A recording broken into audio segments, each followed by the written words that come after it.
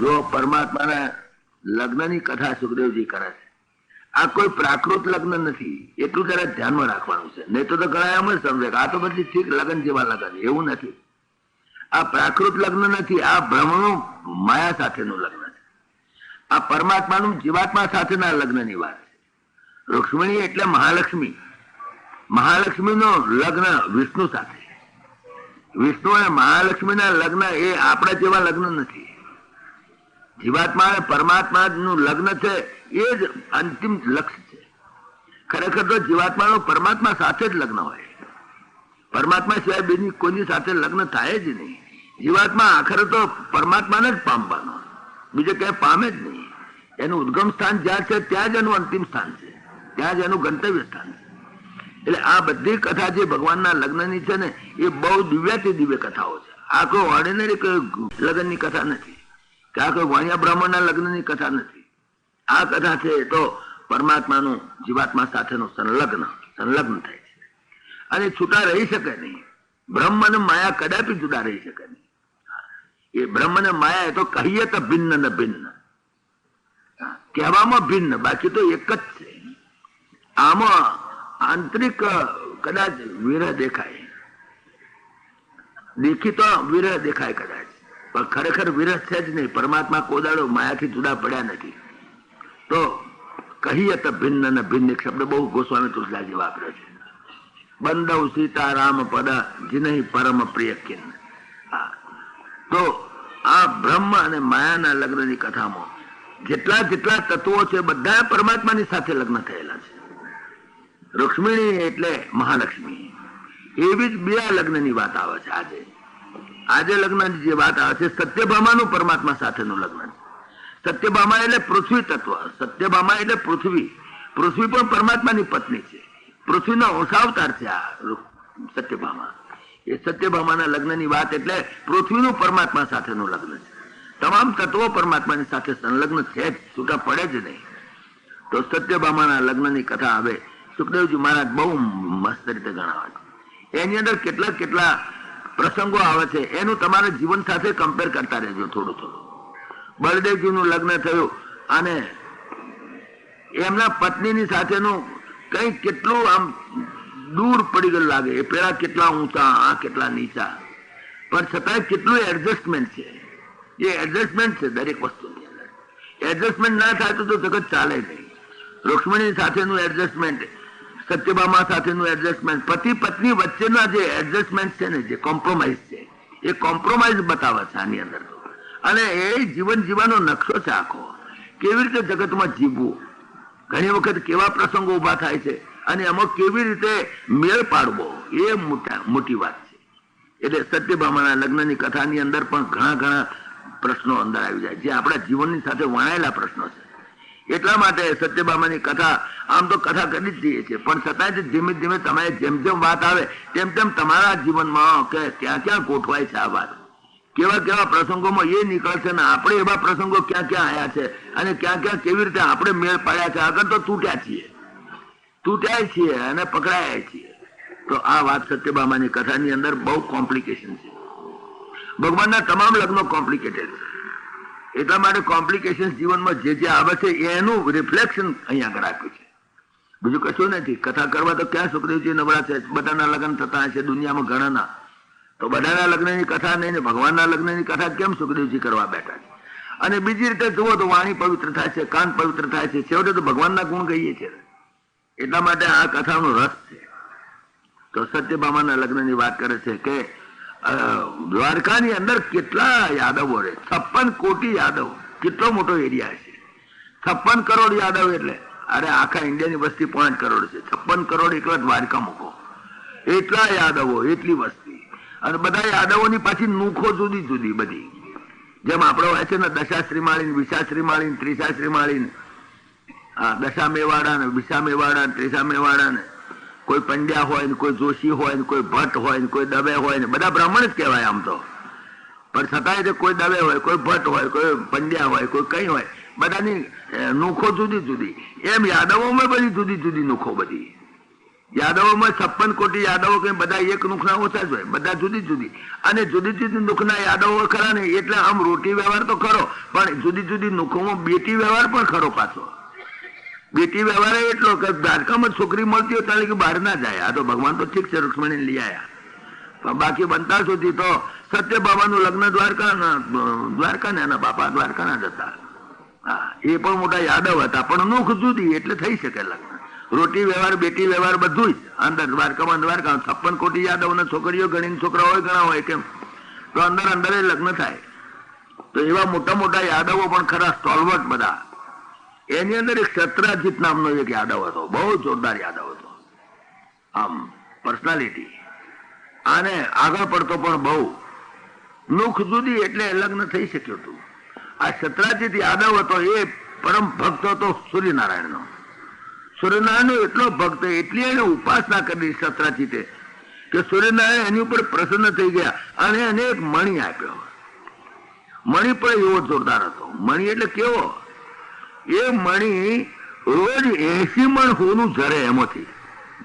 80 મણ એટલે કેટલા તોલા થયું ગણો ને, શું ભાવનું થયું, અને રોજ 80 મણ પાછું.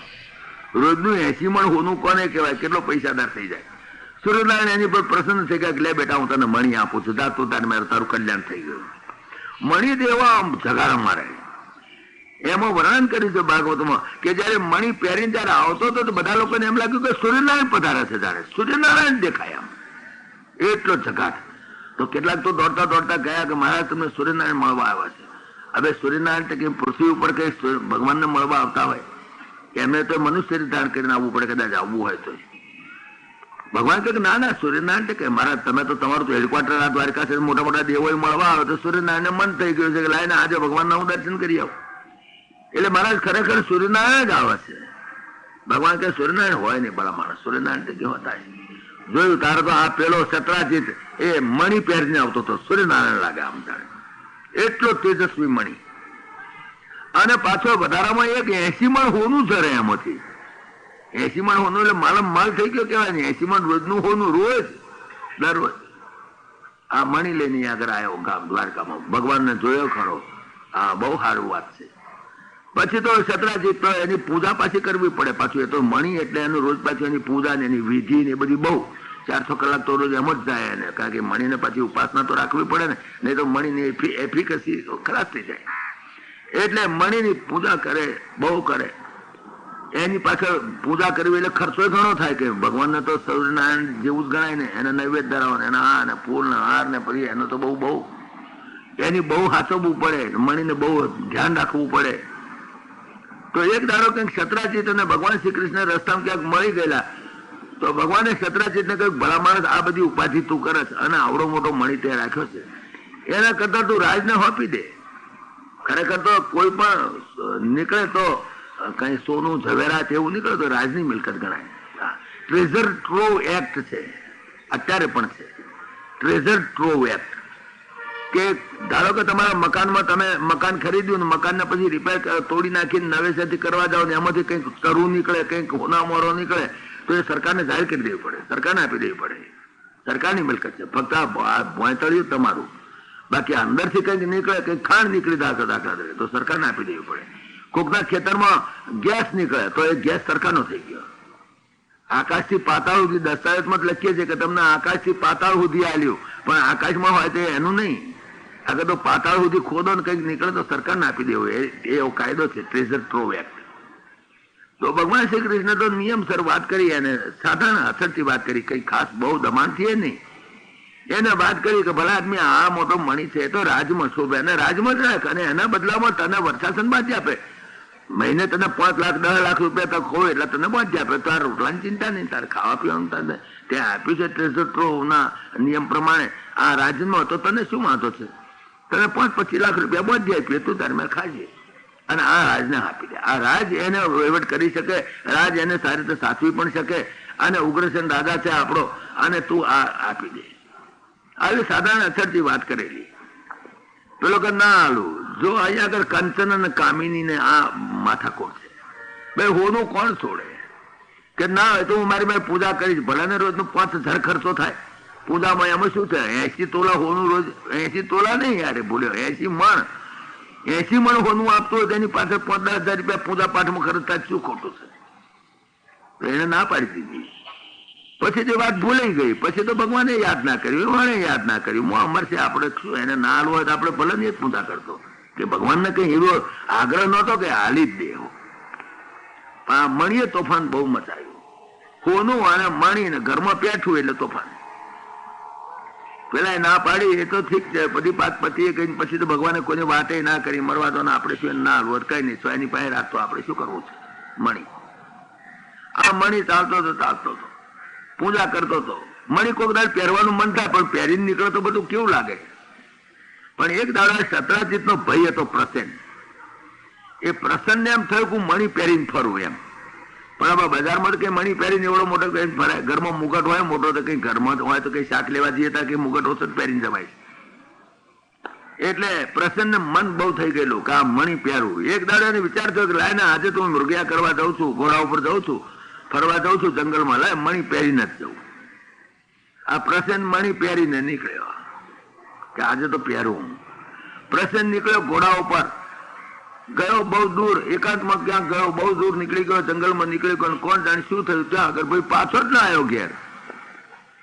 પછી તો રાત્રે એની ખોળાખોળ થઈ, એટલે ક્યાં ગયો પ્રસન્ન, ક્યાં ગયો. અને એ તો મોટો માણસ પાછો, એટલે આ ગામમાં બધે જાહેરાત થઈ જાય. મૃગેશ ખોવાય તો બધાને ખબર પડી જાય. એવું થયું. તો છાપામાં જાહેરાતો આવવા માંડી કે ક્યાં ગયા, જડતા નથી. નોટિસ આપવી પડે સરકારને પણ કે આવો જલ્દી હાજર થઈ જાઓ. તપાસ બહુ કરી, અઠવાડિયા સુધી તપાસ કરી, પણ આ પ્રસેન, મૃગેશ નહીં, પ્રસેન જડે જ નહીં બિલકુલ. ક્યાં ખોઈ ગયો કે પત્તો નહીં. હવે તો સરકારનું કામ. રાજમાં પૂછે તો પછી ધારાસભામાં પ્રશ્નો પૂછાય કે ભાઈ આ ગયો ક્યાં પ્રસેન? એમાં ધારાસભામાં ટપાટપી થાય, એમાં ટપાટપી થઈ. એમાં સતરાજીત તો આગળ બેઠેલો કે છે કે એને મારી પાસે મણી માગ્યો તો આ મારો ભાઈ મણી લઈને ગયો છે.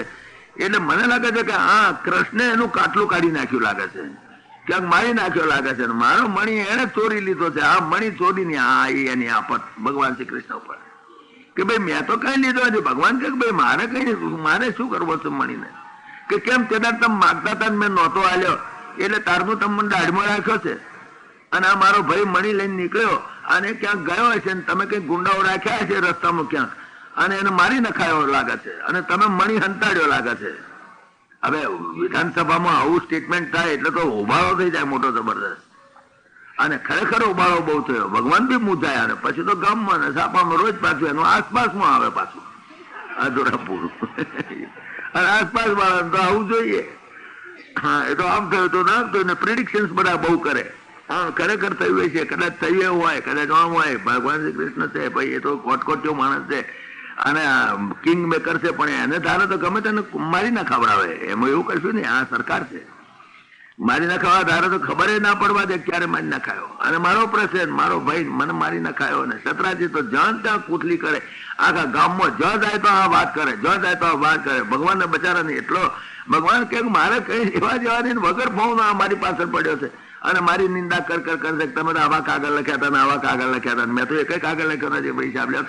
મત આપી મારે કોઈ સન્ડે ટાઈમ્સ વાળો શું કરે?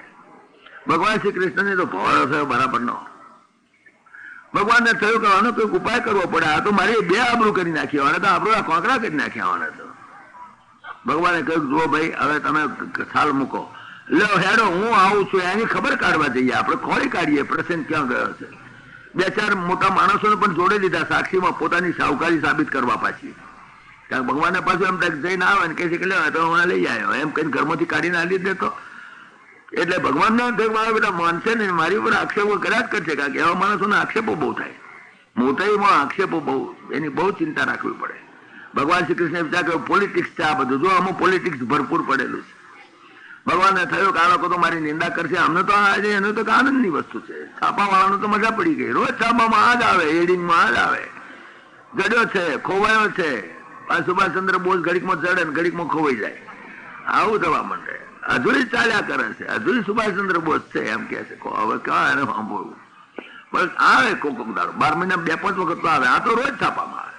ભગવાન શ્રી કૃષ્ણે કહ્યું ભાઈ ચાલો હું જોડે આવું છું, મારી જોડે 5 જણા હેડો જોડે અને આપણે એને ખોળી કાઢીએ. ઉપડ્યા બધા. ભગવાનને તેમની શાહુકારી સાબિત કરવી હતી કે ભાઈ જો હું તો શાહુકાર છું, હું કઈ ચોર નથી, ચાલો હું તમને આપણે તપાસ કરીએ. નીકળ્યા બધા, એક આખી ટુકડી, મેથ્યુ પંચ આખું નીકળ્યો. પડતા પડતા ગયા, બહુ દૂર ગયા. તારે જોયું, તારે એક જગ્યાએ આ પ્રસન્નનું મરડું પડેલું અને ઘોડાનું મરડું પડેલું. જો કે છે અહીંયા આગળ પ્રસન્ન મરી ગયો છે, જો પ્રસન્નને મેં મારી રાખ્યો નથી, જો તમે ખાપે સાબિત કરો, ત્યાં આગળ સ્ટેટમેન્ટ રેકોર્ડ કરો, ફોટા પાડી લીધા. જો ભાઈ અહીં પ્રસન્નમાં, પણ એ મણી ક્યાં ગયો? એના ગુંજા ફંફોસ્યા પણ ક્યાં મણી ના ચડે. પોતાની ઝેરે આનું મળદું તો ચડ્યું, પણ મણી અમે તો ખોવા નીકળ્યા, મણી ચડતો નથી. હવે શું થાય? તો આગળ એક સિંહનું ચરણ ચિહ્ન હતા, પગના ચિહ્ન હતા સિંહના. તો લાગ્યું કે આ સિંહે આને ઘોડા મારી નાખ્યો છે, પ્રસન્ન મારી નાખ્યો છે, માટે આ સિંહ અમણી લઈ ગયો હોવો જોઈએ. તો હેડો સિંહના પગલે પગલે હેડ્યા. સિંહના પગલે જતે આગળ ગયા તો સિંહનું મળદું દેખ્યું. સિંહ મરી ગયેલો. હા, હવે સિંહ મરી ગયેલો અને ત્યાં આગળ તો સિંહના આગળ જોયું, ફંફોસ્યું બધે, પણ મણી ના મળે, મણી ના ચડ્યો. એટલે સિંહ મણી લઈ ગયો હતો એની પાસે, એના મોઢામાં કઈ કશાક મણી હોય ને, એને કીધું ના આવે, પણ મોઢામાં કઈક આટલામાં કઈક મણી પડ્યો હોય છે ને, ખોળા કરી પણ મણી ચડ્યો નહીં. એવામાં આગળ ચાલતા વિચાર કર્યો કે આ સિંહને કોઈ મારી નાખનારો કોક હોવો જોઈએ. તો જોયું તો ત્યાં આગળ પેલો ભાલુ શું રીંછના પગલા જોયા કે આ રીંછે મને લાગે છે કે યુદ્ધ થયું લાગે છે સિંહ જોડે, અને આ રીંછે મારી નાખ્યો લાગે છે આ સિંહને. માટે આ રીંછના પગલા દેખાય છે, માટે રીંછના પગલે હેડો. આ રીંછ ક્યાં ગયું છે આપણે જોઈએ. રીંછના પગલે હેડ્યા તો રીંછનું પગલું આગળ જતા એક વીવરમાં પેઠું. ત્યાં તો વીવરમાં પેઠું મારું બેઠું. આ રીંછ વીવરમાં ગયું લાગે છે. વીવરની અંદર તો મોટું વીવર હતું, જબરજસ્ત મોટું મહેલ જેવું. ભગવાને કહ્યું તમે એમ કરો, તમે બહાર બેહો, હું અંદર વીવરમાં જઉં છું, તમે બધા બીસો, તમે બહાર બેહો, હું અંદર તપાસ કરી આવું કે અંદર શું છે, અંદર મણી છે કે આ રીંછ મીસ જડે છે. ભગવાન તો અંદર ગયા. પેલું તો અંધારું બહુ આવ્યું, અંધારું આવ્યા પછી થયું અજવાળું, અને અજવાળા પછી મોટો મહેલ જેવો, અને અંદર તો બાપરે કેટલું મોટું જબરજસ્ત. ત્યાં આગળ જતે જોયું પેલો મણી ત્યાં આગળ તો જગાના મારે. ભગવાન જો કહો બેટો મણી તો અહીં જ ચડ્યા, અને મણી પેલી રીંછનું છોકરું રમતું હતું. રીંછની છોકરી હતી, રીંછની છોકરી એ રમતી હતી. તો અને તો કે રીંછ આવડો મોટો જોરદાર, રીંછ પણ એ મોટો પર્વતાકાર જેવો પાછો જોરદાર, અને રીંછનું બચ્ચું એટલે નાનું બચ્ચું નહીં, બહુ જોરદાર અને બહુ સુંદર રીંછણ હતી, છોકરી સુંદર. તો એમણે કહ્યું કે આ જડ્યો તો ખરો, ચલો મણી તો જડ્યો. હેર એ જતા ને એકદમ જ્યાં મણી ધારે પેલી છોડીએ રાડ પાડી એકદમ, કારણ કે એને તો મોડા પહેલી વખત જોયા. એકદમ રાડ પાડીને ઈકરણ કરી મેલી. એની માં અંદર હતી, રીંછણ નીકળી બહાર નીકળી તો વધારે ઈકરણ થઈ ગઈ એકદમ. એને ઈકરણ કરવા માંડી તો આજુબાજુ પેલો રીંછ હતો, એનું નામ જાંબુવાન. આ જાંબુવાન હતો, ગયા જન્મનો રામાવતારનો જાંબુવાન. એ અહીંયા આગળ રહેલો હોય છે તારનો. હવે રામાવતાર તો થયેલો ત્રેતામાં, આ દ્વાપરની વાત ચાલે છે.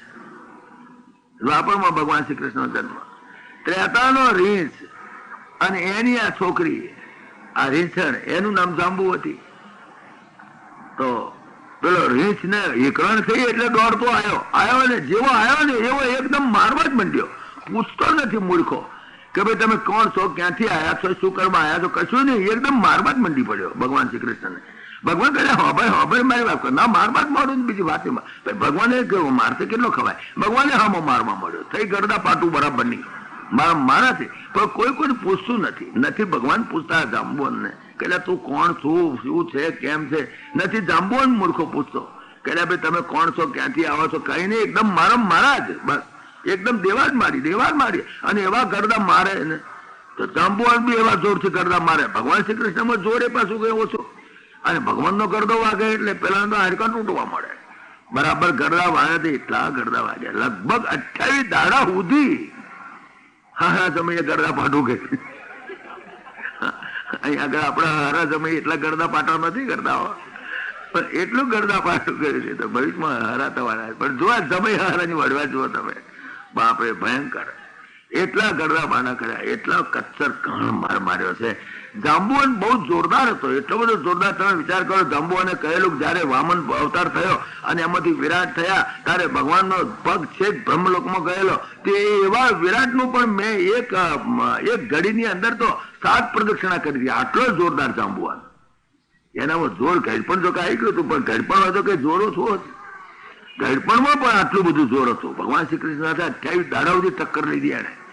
28 દાડા સુધી કચ્છર ઘણ એકબીજાને ગરદા માર્યા, ખૂબ માર્યા. છેવટે જાંબુવાને થયું કે આટલો બધો મને માર પડે તો આ કોક દિવ્ય પુરુષ હોવો જોઈએ. આમાં જોર બહુ છે, મારા કોક દિવ્ય પુરુષ હોવો જોઈએ. કોણ છો તમે? પછી 28 દાડા પછી પૂછ્યું, બસ તમે કોણ છો? કે હું દ્વારકામાં કૃષ્ણ છું. અરે મહારાજ તમે કૃષ્ણ? અરે તમારી જે રે શું મુશ્કેલી કરી નાખી.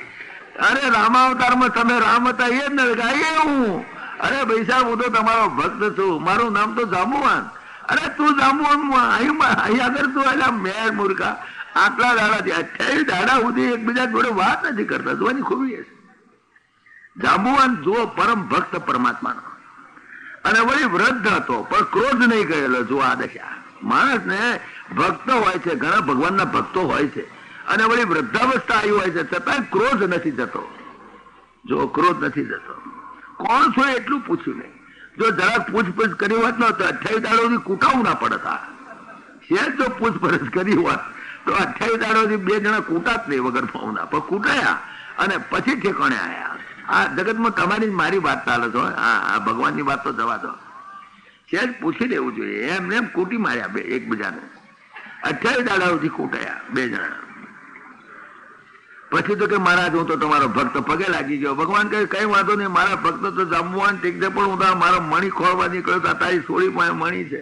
અરે કે મા બાપ આ મારી છોડી છે, તમને પૈણવાની ઈચ્છા કરે છે કે કેમ એવી રીતે? અરે કે એ તો જ્યારથી રામા અવતાર હતો ત્યારથી એને તો પૈણવું હતું. પણ ઠીક તો તમે મર્યાદા પુરુષોત્તમ એક પત્ની વ્રત ધારણ કરેલું એટલે તમને કહી શકાય નહીં. ત્યારથી એ છોડીએ તમારા માટે વ્રત કર્યું છે. હવે ક્યાં ત્રેતા યુગની છોડી અને ક્યાં દ્વાપર યુગનો કેટલા વર્ષનો ફેર 2 જણા વચ્ચે. પણ ભાગવતમાં લખ્યું છે, સુંદર રીતે લખ્યું છે, એ છોડી એટલી તપશ્ચર્યા કરેલી કે અત્યારે દ્વાપરમાં પણ એને એનું યૌવન અને સૌંદર્ય જાળવી રાખેલું તપશ્ચર્યાના પ્રભાવથી.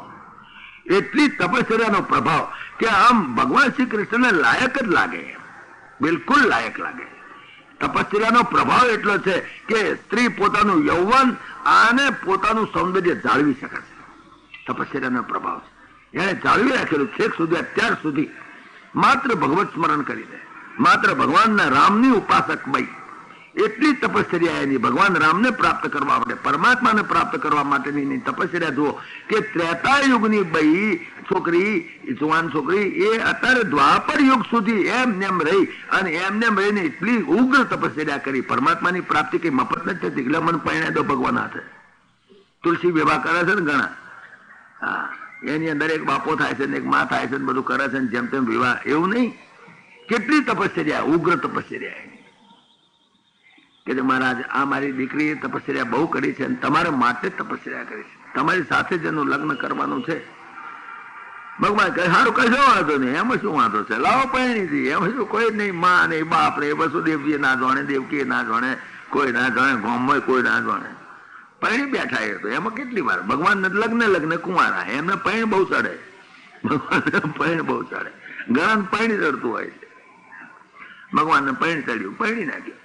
પેલો મણી કા મણી મારા છોડી જોડે મણી તો હોય જ ને, દાયદામાં આપી જ દઉં તમને. મારો કેવો મણી છે, લઈ જાઓ મહારાજ, મણીએ લઈ જાઓ. હવે પેલા બહાર બેહાડેલા એ તો અઠવાડિયું બેસીને જતા રહ્યા. એમને તો એમ કે હું અમારે હું આપણે ક્યાં બે રહ્યા, બેઠો તો વિવરમાં કોણ ધન ક્યારે ન્યા કરે હોય, એનું શું ઠેકાણું? અમારે તો કામ ધંધો મેલી ના, તો અમે પંચમાં આવ્યા એટલે આવ્યા છીએ. એટલે એ તો દ્વારકા ભેગા થઈ ગયેલા. બહાર નીકળ્યા ભગવાન તારતમાં દ્વારકા ભેગા થઈ ગયેલા. ભગવાને જાંબુવાન કે હેડ તારા મારી જોડે આ મણી લઈને આપણે જઈએ ગામમાં. ભગવાન આયા, જોડે બૈરું લેતા આવ્યા.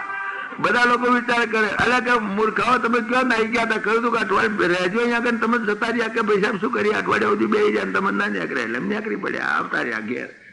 જો કે મને સાબિત થયું કે નહીં, વિધાનસભામાં બીજે દાડે પાછું એનો પડઘો પડ્યો. બીજા દાડે મિટિંગની અંદર જાહેરાત કરી કે જો આ પંચો છે મારી રૂબરૂમાં, પ્રસન્નને કોણે માર્યો છે? પ્રસન્નને વાઘે મારી નાખ્યો છે, પણ એની પાસેથી મણી ના જડ્યો.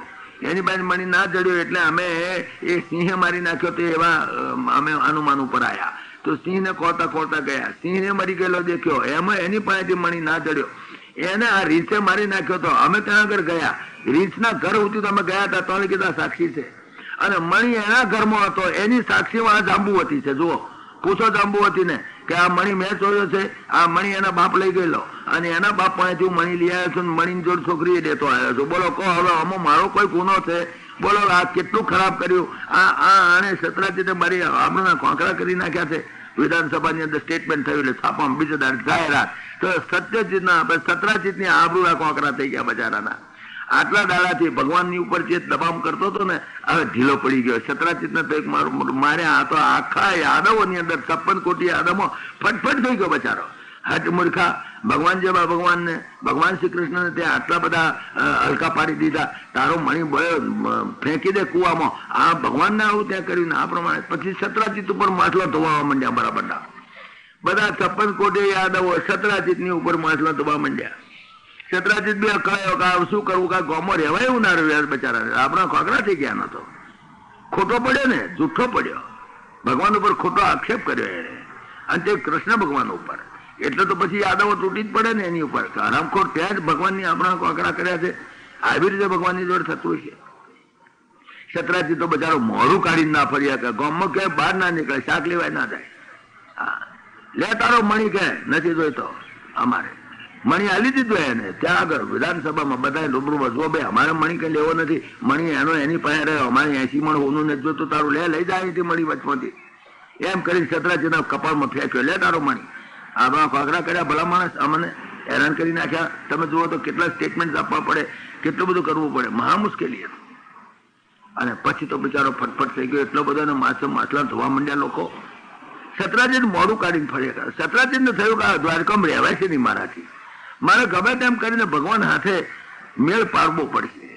ભગવાન શ્રી કૃષ્ણની હાથે મેળ પાડવું તો જ ગામમાં રહેવાય નહીં, રહેવાય નહીં. કોકદારો મારા બધા દાઢમાં નાખા મને મારે હતો. સતરાજીત તો ગભરાઈ ગયેલો બિચારો બરાબરનો. હવે સતરાજીતની દીકરી હતી સત્યભામા. તો આ સતરાજીતે વિચાર કર્યો કે આ મારી દીકરી સત્યભામા છે, એને જો ભગવાન હાથે પરણાઈ દઉં, કૃષ્ણ હાથે પરણાઈ દઉં, તો પછી તો મારો આ માછલા ધોવે નહીં લોકોને ઉડતો એનો હરો થઈને બેવું ને તો મારો વટ પડે. પછી તો ભગવાન જ મારો જમાઈ થઈ ગયો. પછી તો મારું વટ પડી જાય. પછી તો આખા યાદવો પછી તો મને તે મારી લાગવત કરવા આવે, ભાઈ તમારો જમાઈ છે, ભાઈ તમારો જમાઈ છે. પણ આ સત્યભામાનું 2-3 જગ્યાએ વાતો ચાલતી હતી. 2-3 જગ્યાએ વાતો ચાલતી. એક મોટો હતો યાદવ કૃતવર્મા કરીને, એની સાથે વાત ચાલતી હતી. આ તો આ ઇન્સિડન્ટ બન્યો ત્યારથી પહેલા. સત્યભામા બહુ રૂપાળા હતા, એટલા બધા રૂપાળા. કૃતવર્મા એની ઉપર ખૂબ રાજી થઈ ગયેલો. તો કૃતવર્માની જોડે એના હકપણની વાતો તો ચાલતી હતી. આ પ્રસન્ન મરી ગયો તે પહેલો. અને બીજો એક હતો શતદ્યુમ્ન. આ 2 જણાની જોડે વાતો ચાલતી હતી. 2 જણાને કહેલું કે આ જોઈશું, આ જોઈશું. 2 જણાને કુણિયા ગોળ વળગાડેલો. અને હા જોઈશું તમારા સાથે. 2 છોકરા તો જોવા પડે ને ભાઈ. તો આ 2 જણાને તો ખાસ એવું થઈ ગયેલું કે સત્યભામા અમને જ મળશે, અમને જ મળશે. તો આ શતદ્યુમ્ન અને કૃતવર્મા એ 2 યાદવો આ સત્યભામાની પાસે ફર્યા કરે. એના મનમાં એમ કે સત્યભામા મળી જશે, સત્યભામા મળી જાય. એના બાપાએ કહેલું ખરું, સતરાજીતે કહેલું કે આ તમારી સાથે મારી છોડીને વિવાહ કરીશું. વિવાહ લગભગ નક્કી જેવું થઈ ગયેલું, લગભગ નક્કી જેવું થઈ ગયેલું. હવે તો હગાઈ કરવાની જ વાર હતી, ખોણ ફાંકવાની જ વાર હતી. બાકી તો બધું નક્કી જ હતું. આમ તો રૂપિયો નાળિયેર આપે એટલી જ વાત. અને એવામાં આ ઇન્સિડન્ટ બન્યો. એટલે આ સતરાજીતને થયું કે આ 2 મોં પડે ખાડામાં, આપણે ભગવાનની જોડે લગ્ન કરાવી નાખો ને સત્યભામાનું. એટલે આ બધો ઝઘડો મટી જાય ને હું જીવું હકે આની આગળ રહી શકું. તો એક દાડો આ સતરાજીત ગયો, ભગવાન શ્રી કૃષ્ણ બેઠેલા કે પૈસા મારી તો આપણા કોકરા થઈ ગયા, પણ એક મારી વિનંતી છે. તમે જો મોનો તો કે બોલો તમારે શું વિનંતી છે? મારી દીકરી છે સત્યભામા, અને એની બહુ ઈચ્છા છે તમારી હાથે લગ્ન કરવાની, મારી ઈચ્છા છે તમારી હાથે લગ્ન કરાવવાની. તો મારા તમે એટલું ના કરો, મારી દીકરી હાથે લગ્ન કરો તો મારે આ બધું સારું થઈ જાય. ભગવાન કે હું તો પરણવા તૈયાર જ છું, મારે શું વાંધો છે, પૈણામાં આપણે ના છે જ નહીં. ગમે તેની છોકરી આવે તો પૈણી આપણે શું વાંધો? હગી ભોયની છોકરી જોડે પૈણા તો કે સત્યભામાને ઈચ્છા છે તો કે હા, એની તો ખૂબ ઈચ્છા છે મહારાજ. મારી ઘણી ઈચ્છા છે. મારે તમને તમારી સાથે પૈણાઈ દેવી છે. ભગવાન જો તૈયાર જ છું તો કંકુવાળા હાથ કરીને જ બેઠો છું. જયારે આવો તારે એ તો તૈયાર જ છે. સત્યભામાનું લગ્ન કરી દીધું ઝપાટા બંધ. પછી તો પેલા 2 જણા રહ્યા હતા. અરે લગ્ન કરી દીધું. પેલા 2 જણા તો લાળ પાડે મોમો કે મને સત્યભામા મળશે, સત્યભામા મળશે. મને તો મારા બેટા ખાનગીમાં કરી નાખ્યું લગ્ન સત્યભામાનું લગ્ન કર્યું અને પછી પાછો ફરી ઉબાળો ચાલ્યો. પેલા 2 જણા જોરદાર હતા પાછા આ કૃતોબરમાં. અને આ પેલો સતતદ્રુત એ 2 જણાનું તો એમ કે સતધનવા એ સતધનવા 2 જણા તેમ તો મારા બેટા નાકોરું કાપ્યું. આપણે તો નક્કી કર્યું હતું રૂપિયો નારિયેળ હાલવાનું નક્કી થઈ ગયું હતું. હમણાં થોડા દાડામાં બધું થવાનું હતું. મારા બેટા નાકોરું કાપ્યું આપણું. હવે શું કરવું કે હવે તો બસ એક જ ઉપાય છે કે આપણે એક કામ કરો, આપણે બે ભેગા થઈને શત્રુજીતનું ખૂન કરી નાખો. ભગવાન ના